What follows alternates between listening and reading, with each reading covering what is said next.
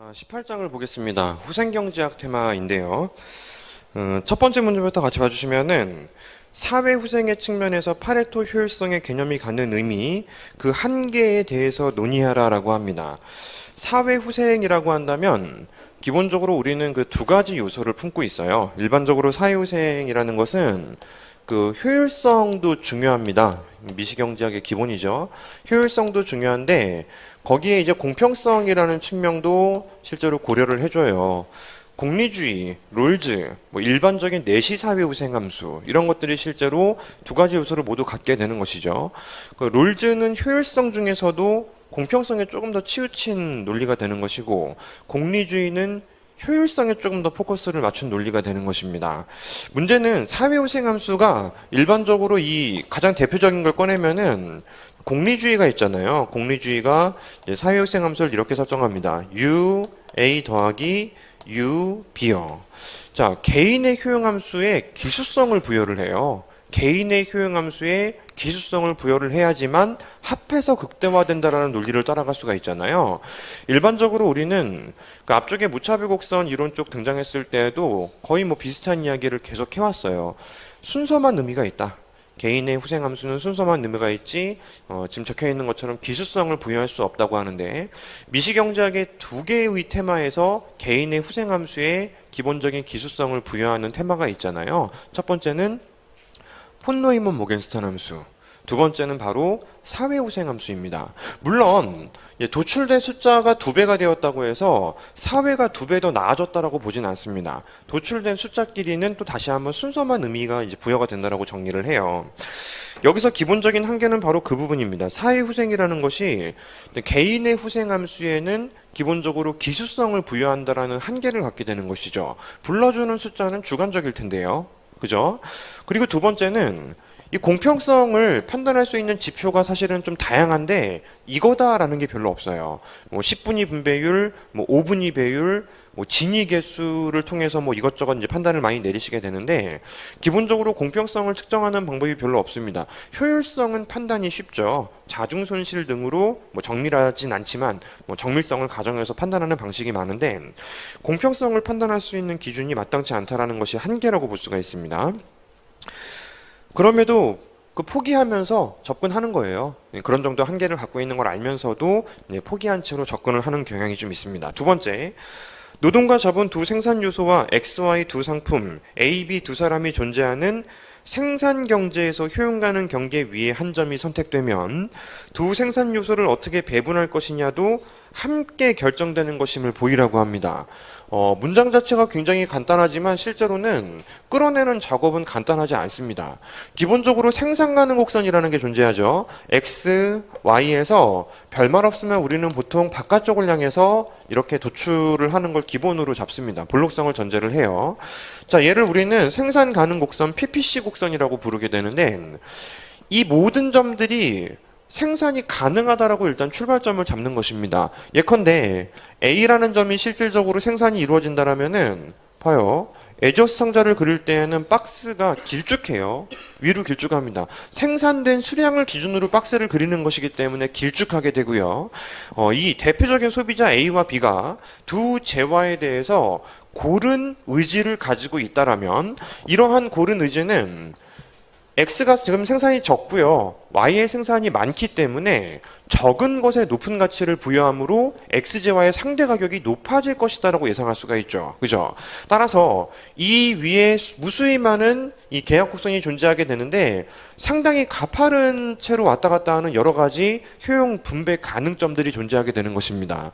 UPF 곡선이란 UA 그리고 UB를 기준으로 효용 가능 곡선을 존재할 수가 있는데요. 그 곡선들의 경계점을 쭉 연결한 것을 우리는 UPF라고 부르게 됩니다.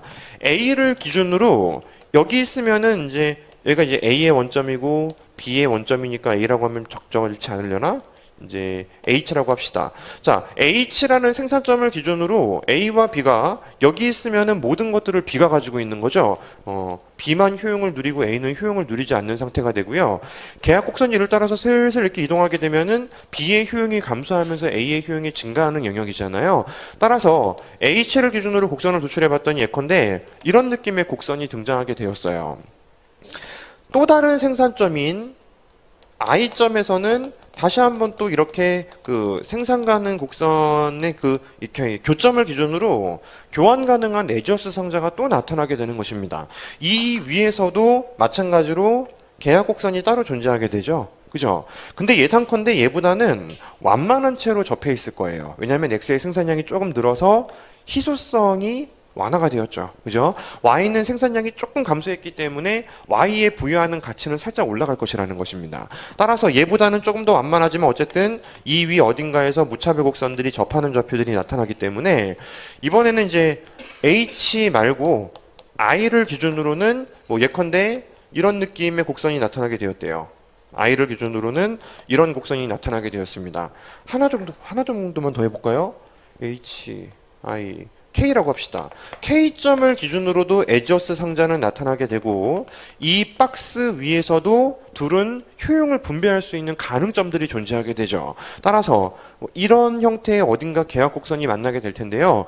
이거보다 더 완만해지겠죠. 같은 이유로 이 위에 어딘가에 또 마찬가지로 UA, UB의 조합들이 상당히 많이 분포가 되어 있을 것이고 그걸로 그림을 그려봤더니 이렇게 그림이 그려진다라고 전제를 합니다. 따라서 이 세 가지 제가 꾸불꾸불하게 오른쪽에 그려놓은 것들을 각각 우리는 UPC라고 불러요. 효용 가능 곡선이라고 부릅니다. 그 효용 가능 곡선은 기본적으로 저쪽에 생산점 기준으로 그림을 그려낸 것이죠. 자, 무수히 많습니다. 무수히 많은데 가장 바깥쪽에 있는 경계점들만 쭉 연결한 거죠. 쭉 바깥쪽에 있는 경계점들만 쭉 연결을 해서 이렇게 도출된 곡선을 우리는 UPF라고 하는 것입니다. 여기서 F가 이제 프론티어로 경계를 말하는 거잖아요. 따라서 효용 가능 경계 곡선은 무수히 많은 UPC 곡선들의 바깥쪽 라인만을 쭉 연결했다라는 걸 아셔야 돼요. 그러면 다시 읽어볼게요. 효용 가능 경계 위에 어느 한 점이 선택되면 예컨대 사회적으로 가장 바람직한 점을 이 점으로 판단을 했어요. 파란색 접하는 점, 경계하고 좀 일치하는 점으로 선택을 했습니다. 만약에 이 점이 사회의 최적 좌표다라고 판단이 됐다라면은 그 파란색을 위해서는 여기 K점이 생산점이어야 하죠. 그죠? 파란 점을 위해서는 이때는 생산은 K에서 이루어져야 되는 겁니다. 생산은 K에서. 만약에 사회의 최적을 여기로 봤어요. 만약에 사회의 최적을 이 점으로 판단했다면은 생산은 I에서 해야죠. 그죠? I점에서 해야죠. UPF의 어떤 한 점이 사회적으로 바람직하다라고 판단이 되었다면 그 점이 UPC의 경계에서 만나는 그런 한 점이었을 거 아닙니까? 따라서 그 점의 달성을 위해서는 생산점 역시 저 왼쪽으로 넘어가시면요. 결정이 이미 돼버리는 거예요. 그래서 이 문장을 또 다시 읽어보면은 효용 가능 경계 위에 한 점이 선택되면 두 생산 요소를 어떻게 배분할 것이냐도 함께 결정되는 것입니다. 왜요? 이 위에서 생산하기 위해서는 노동과 자본을 이 위에서 생산하기 위해서 분배를 해야죠. 그죠? 오른쪽이라면 예상컨대 요소들이 Y쪽에서 조금 빠져나가고 X쪽으로 조금 더 달라붙어야 되겠죠. 따라서 생산 요소까지도 어떤 분배해야 하는지가 결정이 된다는 것이에요. 그래서 문제 자체는 툭 던져줬지만 실제로는 굉장히 해결하기 위해서 상당히 깊은 논리를 좀 여러분들이 기억을 해두셔야 되는 테마라고 판단하시면 되겠습니다. 자, 3번 문제로 넘어가 볼게요. 효용 가능 곡선 위에 A점만 효용 가능 경계와 접해 있고 나머지 점들은 모두 효용 가능 경계의 안쪽에 위치하는 것을 발견했다고 합니다. 뭐 사실 이미 방금 전에 설명드린 걸로 충분히 해결할 수 있을 거라고 생각이 되는데 잘 읽으셔야 돼. 효용 가능 경계 위에 A점이 아니고 효용 가능 곡선 위에 A점이라고 했습니다.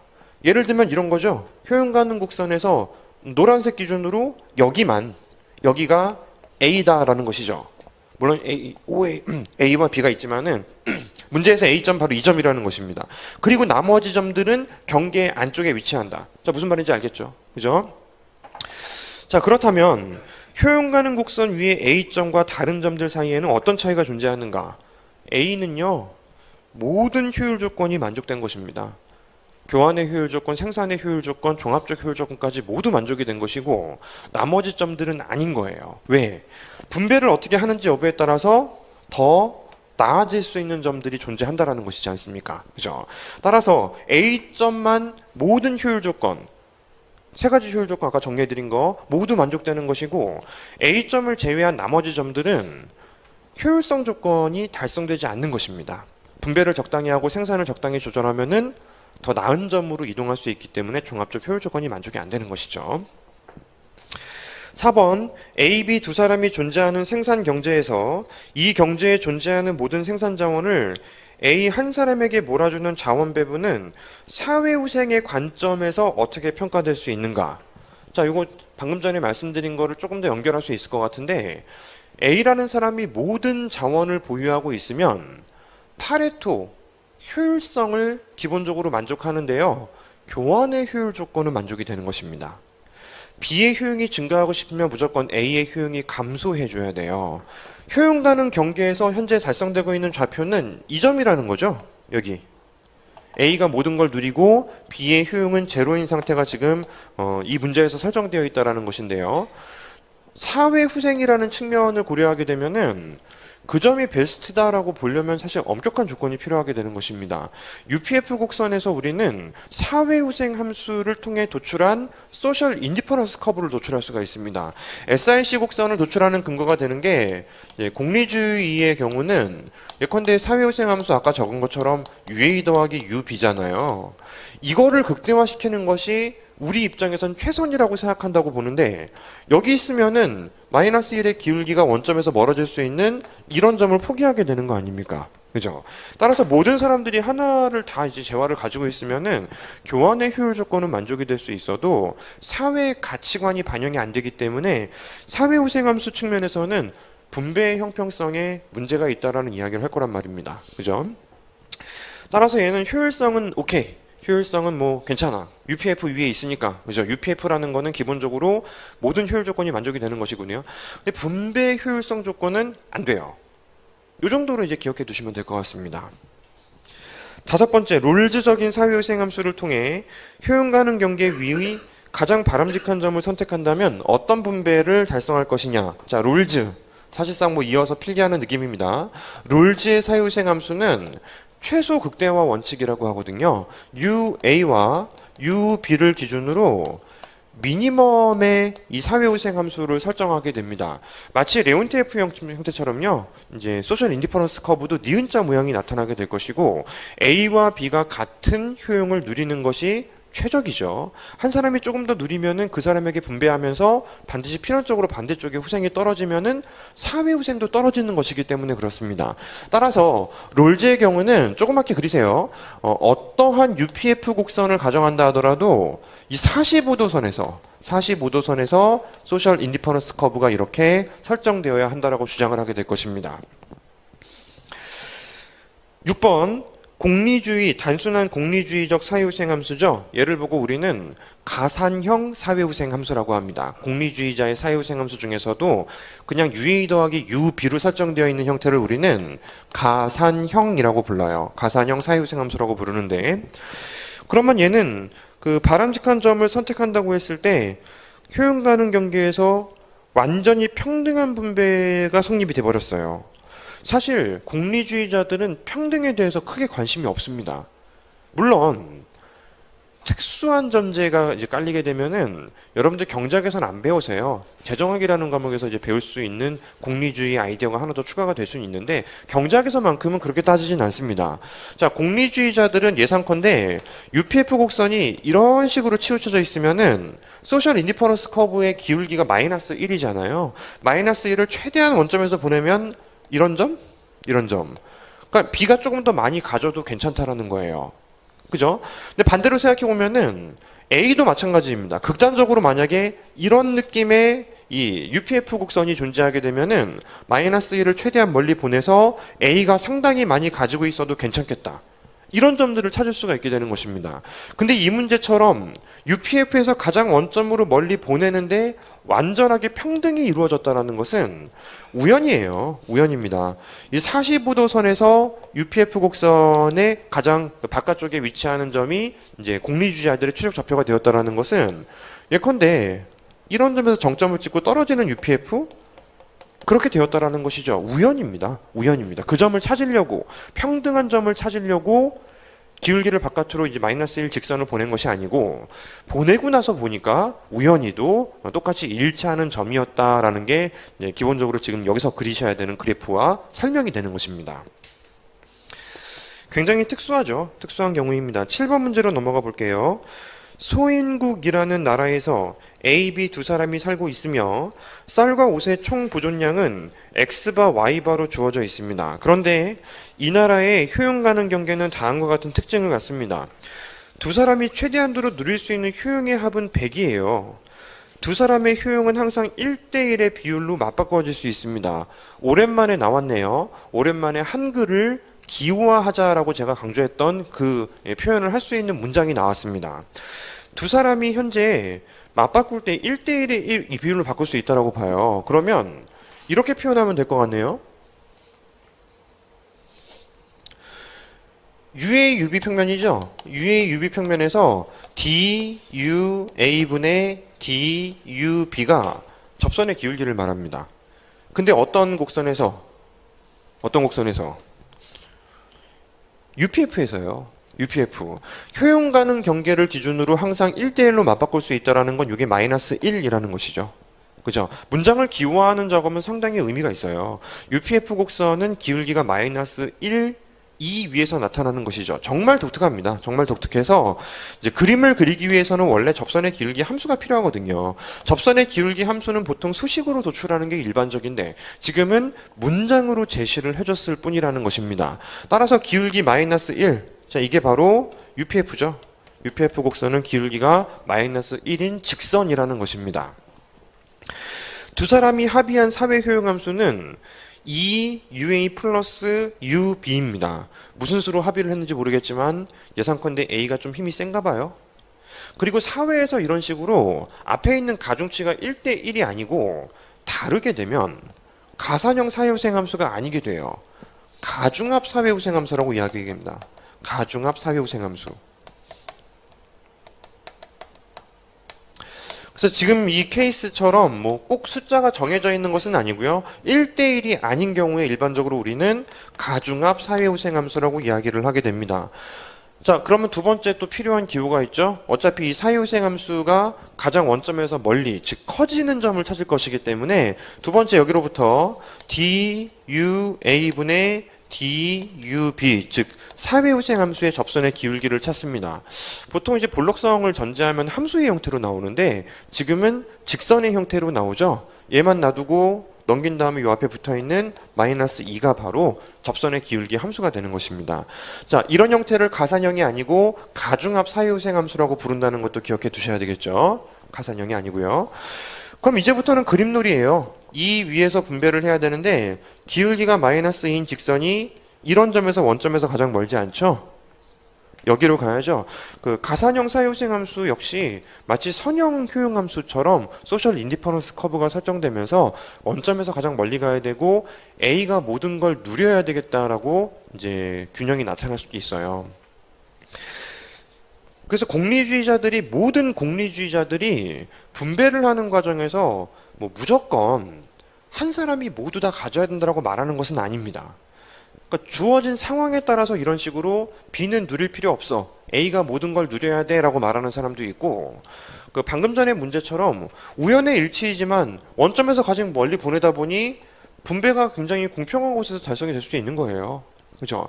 공리주의자들이 불공평하자라고 말하는 것은 아니라는 겁니다. 단순히 그냥 합한 걸 극대화시키자라고 말하는 것이 포인트가 되는 것이고요. 그럼에도 상당히 많은 공리주의자들은 과거에는 가중합으로 갔어요.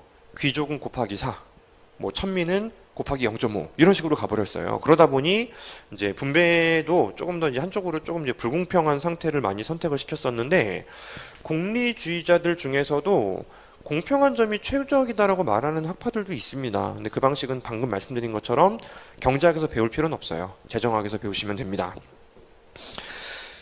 가중합 사회후생함수를 기준으로 원점에서 가장 멀리 보내려다 보니 A가 모든 것을 누려야 되는 점이 달성되는 것이죠. 그죠?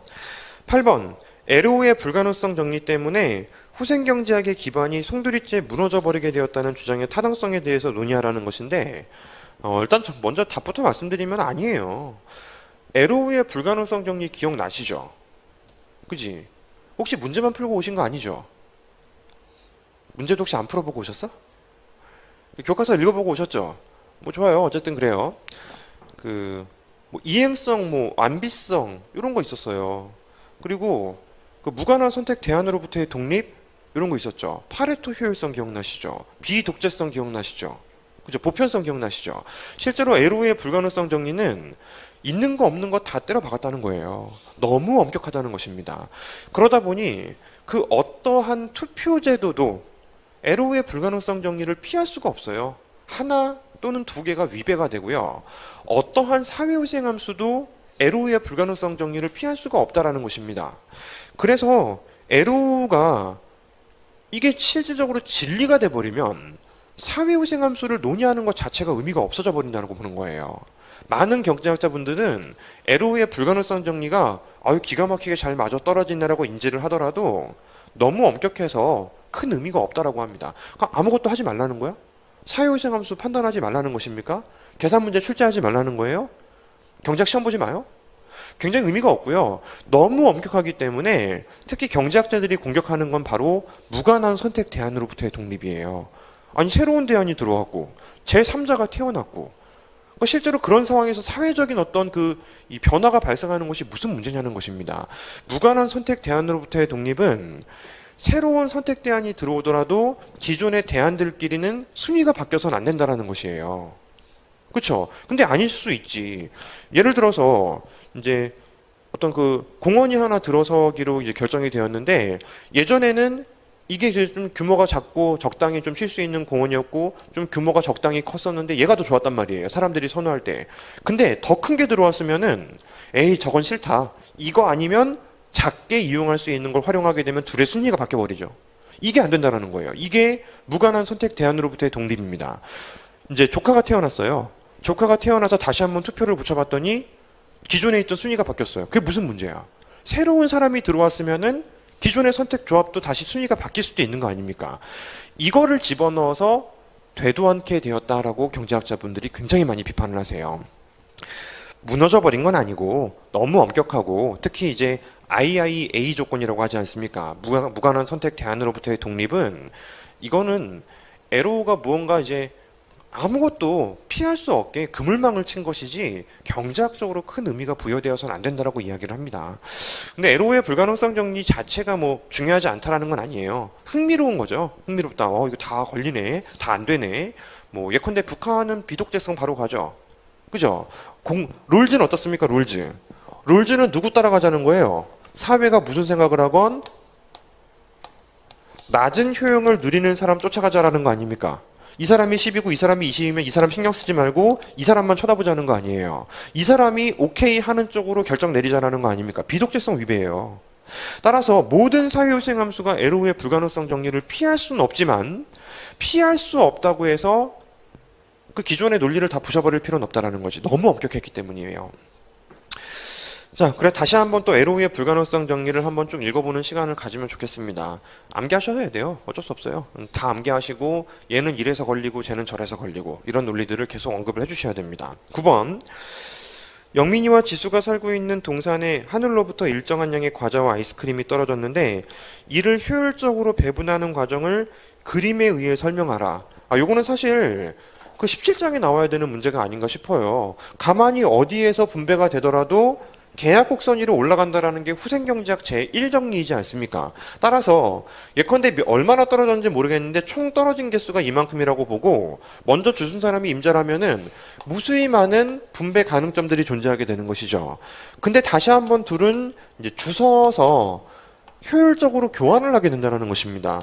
여기에 있으면은 여기로 갈 것이고 이곳에 있으면은 제1정리가 성립하면서 이곳으로 이동하게 될 것이고 이런 점에서 주섰다면은 반대 방향으로 교환하면서 계약곡선 위로 올라갈 것이고 즉 후생경제학 제1정리를 다시 한번 언급하는 문제가 되는 것뿐이에요.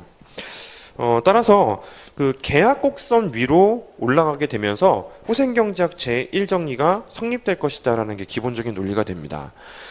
사실은 그 후생경제학 제1정리가 성립한다라는 건 시장이 굉장히 효율적이라는 거잖아요.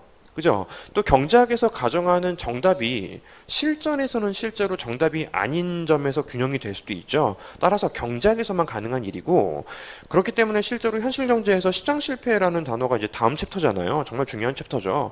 시장 실패라는 말로 자연스럽게 연결할 수밖에 없어요. 왜냐하면 시장이 정말 그렇게 효율적인가? 라는 부분에 대해서 고민할 수밖에 없기 때문에 그렇습니다. 예를 들어서 차라리 A가 완전히 깡패고 B가 꼬붕이에요. 그러면은 어디에서 주석권 얘는 A가 다 갖겠다라고 말할 수 있잖아요. 파레토 효율적이에요. 근데 얘가 적당히 좀 깡패고 얘는 힘이 약한 깡패예요. 궁지에 몰리면 물어요. 그러면 일리 갑시다. 싫다. 이런 점에서 끝날 수도 있다라는 거예요. 적정선에서 줄 테니까 타협하자. 실제로는 그 후생경제학 제일정리가 성립한다라는 조건 자체가 상당히 엄격하기도 합니다. 그래서 우리는 바로 다음 챕터인 시장 실패에 대해서 논의를 하게 되는 거죠. 시장 실패는 정부가 필요해요. 시장이 실패했기 때문에 정부가 개입한다라는 게 시장이 실패했으니까 무조건 정부 개입이라고 보진 않아요. 왜냐하면 필요 조건이라고 보지 충분 조건이라고 보진 않거든. 정부도 실패하니까요. 그죠? 다음 장에서 조금 더 이야기를 나눕시다. 10번. 조세제도를 개혁한다고 할 때 점진적으로 개선해 나가는 것이 모든 국가에게서 실제로 이제 발생하고 목격되는 현상입니다. 조세제도를 뜯어 고칠 수는 없어요. 완전히 새로 조세 개혁을 할 수는 없어요. 지금까지 소득세 이만큼 걷고 소비세, 부가가치세 이만큼 걷고 그리고 뭐 이런저런 그 벌금 같은 것도 땡기고 여러 가지 뭐 지방세 때리고 이런 식으로 실제로 법인세 걷고 이제 우리는 개혁을 하겠다. 앞으로는 부가가치세를 철폐하고 소득세를 많이 걷겠다. 이렇게 하는 경제가 거의 없어요. 그죠? 실제로 거의 없기 때문에 일반적으로 좀 문제가 심각한 쪽을 점진적으로 개선해 나가면서 사후적으로는 좀 바람직한 밸런스를 맞추려고 노력을 하게 되는데 죄송합니다. 밸런스죠. 밸런스. 우리나라 말로 밸런스라고 합니다. 자, 그렇게 노력을 하는데 일단은 기본적으로 거의 대부분의 국가들이 이런 식으로 점진적으로 개혁을 하는데요. 차선의 정리라는 단어가 있었어요. 차선의 정리.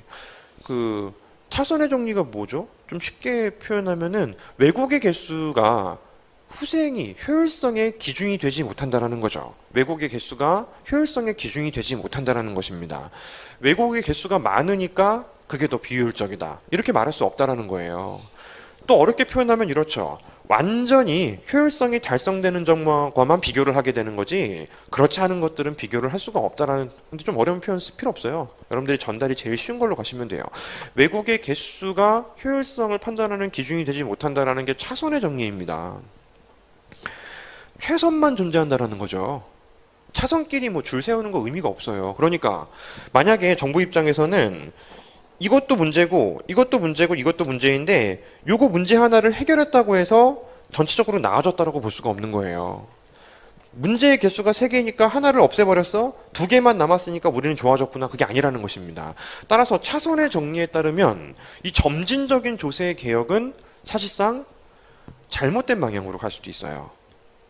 근데 그 잘못된 방향이라는 건 어디까지나 차선의 정리에 근거한 것이지 잘못된 방향들 가더라도 하나둘씩 개혁을 하다 보면은 종국에는 좀 나아지는 상태가 되겠죠.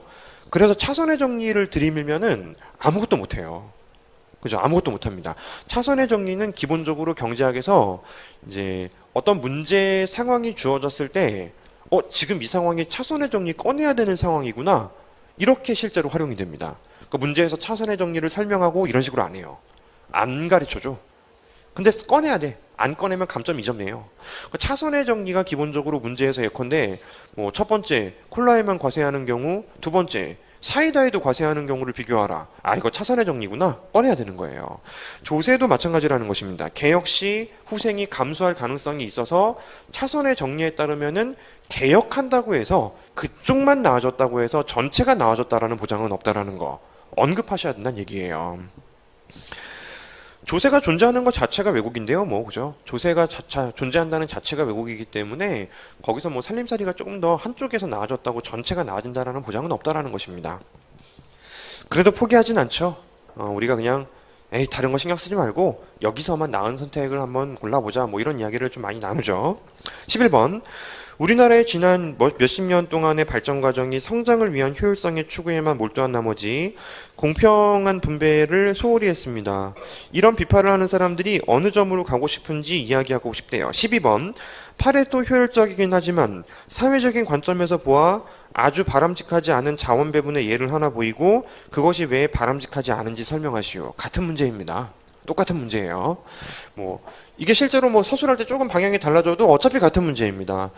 현재 효율성만 추구를 했다라는 거는 두 가지 그래프 한번 소개시켜 드려볼게요.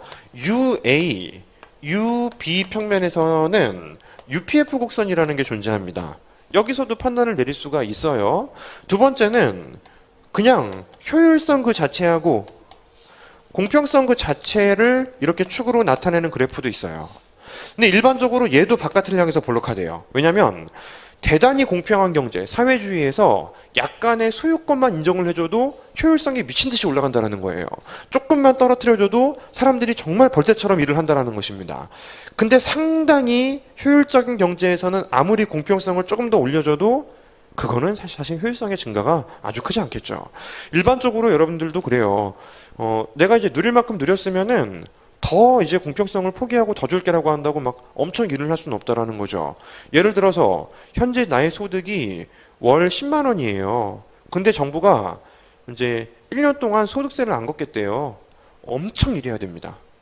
그죠? 근데 나의 소득이 월 2천만 원이에요. 여러분들 용돈 정도? 그 정도 되는데 거기에서 만약에 조금 더 이제 소득세를 걷지 않겠다라고 이야기하면 조금은 변하겠지. 지금보다 조금 더 내가 집에 가서 용돈을 받기 위해서 노력도 기울이고 아주 크진 않을 거라는 것입니다. 따라서 바깥을 향해서 볼록성을 가진다고 볼 수가 있는데 우리나라는 보통 이제 모든 국가들이 그래요. 개도국들이 초반에는 효율성을 많이 추구할 수밖에 없습니다. 분배의 공평성은 조금 나중에 천천히 좀 따라가면 될 것 같고 일단은 다 같이 총 잘 사는 게 필요할 거 아니겠습니까? 따라서 보통은 이런 점을 이제 개도국의 초기에서 보통 많이 결정을 하고 좌표를 찍어주는데 시간이 지나면서 슬슬 이쪽 방향으로 이동하게 되는 거예요. 이제 경제 발전 과정에서. 예를 들면은 효율성만 추구하다 보면은 A가 만약에 조금 더 잘 돈을 벌어요. 그래서 UPF 곡선이 밑으로 끌어내려 있다 하더라도 뭐 상관없지.